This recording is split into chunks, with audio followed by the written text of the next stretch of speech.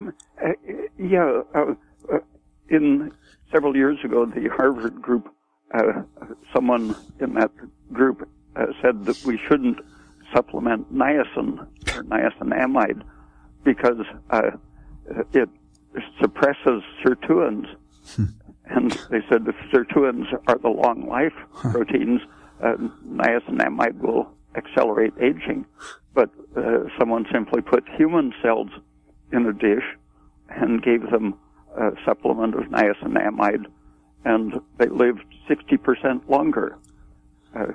So there are various treatments that can do the same thing, vitamin E, for example, and adjusting amino acid balance and fats and so on. But simply the adequate or enriched supply of niacinamide is enough to greatly extend the growth ability of human cells.